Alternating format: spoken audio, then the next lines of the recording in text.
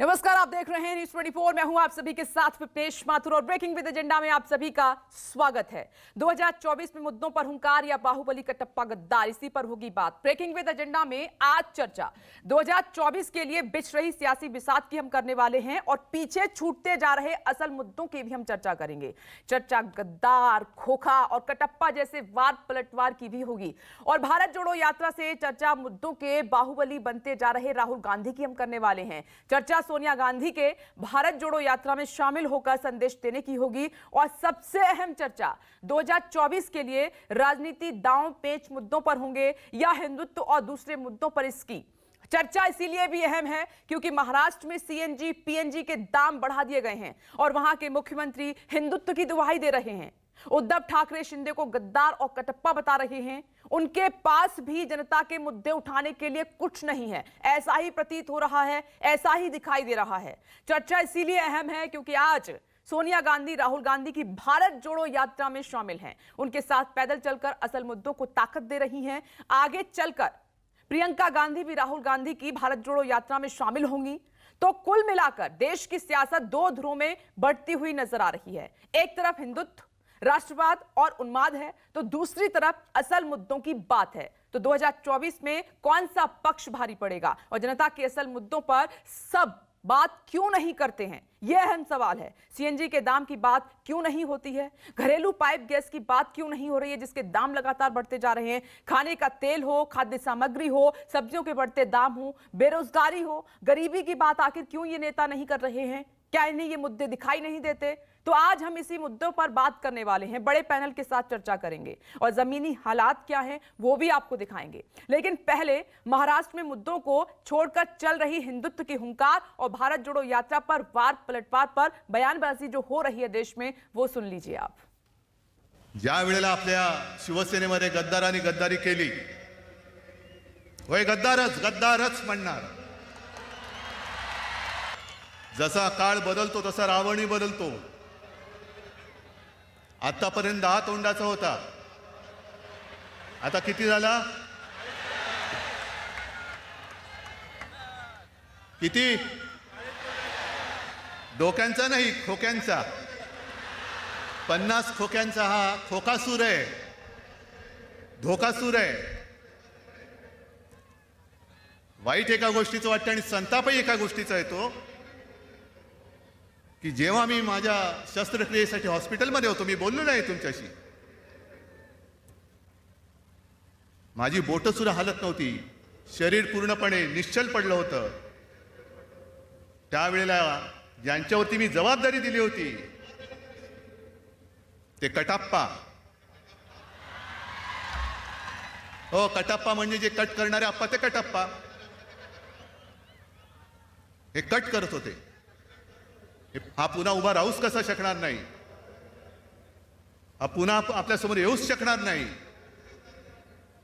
पण त्यांना कोणाला कल्पना नाही की हा उद्धव ठाकरे नाही, उद्धव बाळासाहेब ठाकरे आहे। ते या राज्याच्या हितासाठी, शिवसेनेसाठी, म्हणून मी आपल्याला सांगतो, ही शिवसेना ना उद्धव ठाकरेंची, ही शिवसेना ना एकनाथ शिंदेची, ही फक्त आणि फक्त बाळासाहेबांच्या विचारांची शिवसेना आणि या तुम्हा तमाम शिवसैनिकांची शिवसेना आहे।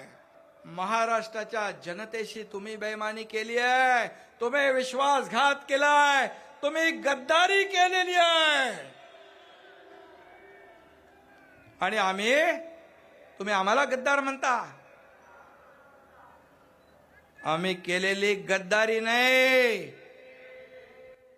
तर हा गदर आहे, गदर। गदर म्हणजे क्रांती, गदर म्हणजे उठाव, हे महाराष्ट्राने जाणलेलं आहे आणि म्हणून आम्ही गद्दार नाही, बाळासाहेबांचे शिलेदार आहोत, हे अभिमानाने छाती ठोकपणे आम्ही सांगू शकतो।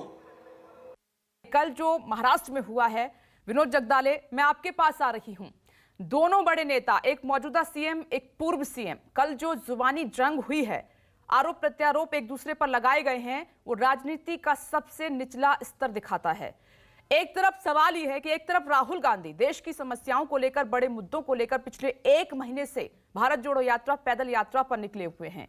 तो क्या महाराष्ट्र में नेताओं को समझ में नहीं आ रहा है, जहां पर महंगाई, बेरोजगारी, अन्य समस्याएं चरम पर हैं, जिन पर बात होनी चाहिए, समाधान होना चाहिए, वो क्या दे रहे हैं, क्या बता रहे हैं? हिंदुत्व, गद्दार, खोखा, धोखा, कटप्पा। क्या ये नेता भूल गए हैं कि जनता के लिए क्या जरूरी है?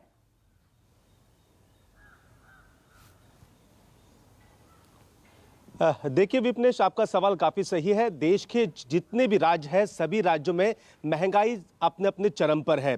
वैसे महाराष्ट्र में आपने देखा ही है, 2 दिन पहले वहाँ पर CNG वो 6 रुपये, PNG 4 रुपये वहाँ पर बढ़ चुका है। 16 लाख घरों में ये गैस पहुँचती है, रसोई वाली। लेकिन उन लोगों के बारे में कल उद्धव ठाकरे ने कुछ कहा ना, महाराष्ट्र के मुख्यमंत्री एकनाथ शिंदे ने कुछ कहा। महाराष्ट्र की राजनीति में फिलहाल अब ये दोनों पार्टियां यहाँ आपस में भिड़ती हुई नजर आ रही है। दोनों खुद को अब अपनी शिवसेना बता रही है। दरअसल ये जो लड़ाई अब आने वाले दिनों में और तीखी हो सकती है, क्योंकि अब सवाल यह है कि शिवसेना पर कब्जा जमाना है। एकनाथ शिंदे कह रहे कि मेरे साथ पूरी पार्टी है, मेरी ये शिवसेना मेरी है। तो उद्धव ठाकरे ये कह रहे हैं कि पार्टी अभी भी मेरे कब्जे में है, अब तक कोई फैसला नहीं आया, शिवसेना मेरी है। कल लग रहा था कि उद्धव ठाकरे यहाँ पर बात करेंगे, क्योंकि अभी उद्धव ठाकरे विपक्ष में है। महाराष्ट्र में एकनाथ शिंदे और फडणवीस की सरकार है, केंद्र में मोदी की सरकार है, तो उनके खिलाफ वो कल कुछ बोलेंगे। लेकिन उन्होंने सिर्फ हिंदुत्व की बात की और बताया कि वो हिंदुत्व से दूर नहीं हुए हैं। उन्होंने कई ऐसे दाखिले दिए कि आडवाणी जिन्ना की कब्र पे जाके वहाँ पर अपना मत्था टेकते हैं, RSS प्रमुख मस्जिद में जाते हैं। तो हमने कांग्रेस NCP के साथ गठबंधन किया तो क्या बुरा किया, लेकिन असल मुद्दे की बात उन्होंने नहीं की। किसानों के बिजली का बिल का बड़ा मुद्दा महाराष्ट्र में है।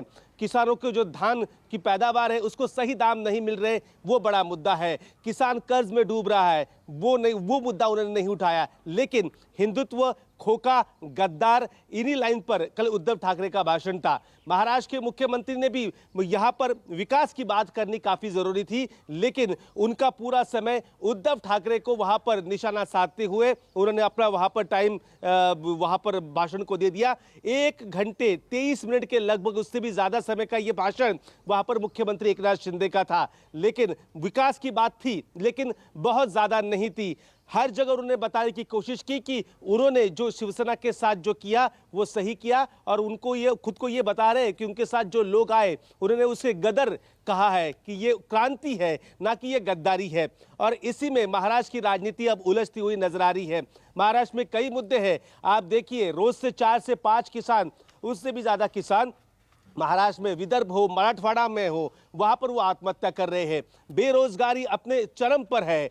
वेदांता फॉक्सकॉन जैसा एक बड़ा उद्योग यहां पर गुजरात जा चुका है। नया कोई प्रोजेक्ट महाराष्ट्र में आ रहा है क्या, इसके बारे में बात होनी जरूरी थी, लेकिन इन मुद्दों पर वहां पर कोई बात नहीं कर रहा है। सबको चाहिए कि अब अपनी राजनीति वहां पर चमकानी है। उद्धव ठाकरे को लगता है कि अब उद्धव ठाकरे कल इतना भी कहा कि महाराष्ट्र में अगला मुख्यमंत्री शिवसेना का होगा, लेकिन कैसे होगा, कैसे वो विकास की बात करेंगे, ये उन्होंने नहीं बताया। बस राजनीति। महाराष्ट्र के मुख्यमंत्री ने भी वहां पर जो बातें की है, आपने पूरा भाषण सुना होगा, और वहां पर देखने को भी मिला कि भाषण जब 1 घंटे के ऊपर चलने लगा तो वहां पर जो पब्लिक बैठी थी वो भी मैदान, BKC मैदान छोड़कर निकलने लगी। तो जाहिर सी बात है, यहाँ पर आपने देखा हो कि राहुल गांधी भारत जोड़ो यात्रा के तहत देश के तमाम ऐसे मुद्दों को उठा रहे हैं जो आम नागरिक, आम जनता को, वो रोजाना रोजमर्रा की जिंदगी जीते हैं, उन्हें वो तकलीफ दे रहे हैं। वो मुद्दे, उन मुद्दों को वहां पर राहुल गांधी उठा रहे हैं। लेकिन महाराष्ट्र में ये शिवसेना उद्धव ठाकरे की नहीं उठा रही है, ना ही NCP। सभी पार्टियां यहाँ पर चुप बैठी है। बस राजनीति यहाँ पर महाराष्ट्र और विनोद, यही सबसे बड़ी भूल इन नेताओं की साबित हो सकती है, क्योंकि मैं दावे के साथ कह सकती हूं कि कल इन दोनों बड़े नेताओं को सुनने के बाद महाराष्ट्र की जनता को बहुत मायूसी हाथ लगी है। आप बने रहे मेरे साथ। नमस्कार, मैं हूं मानक गुप्ता। अगर आपको हमारा ये वीडियो पसंद आया हो तो इसे लाइक और शेयर जरूर करें, और हां, हमें सब्सक्राइब और फॉलो करना ना भूलें, ताकि आप देश और दुनिया की कोई खबर मिस ना करें। तो जुड़े रहिए हमारे साथ और देखते रहिए News 24।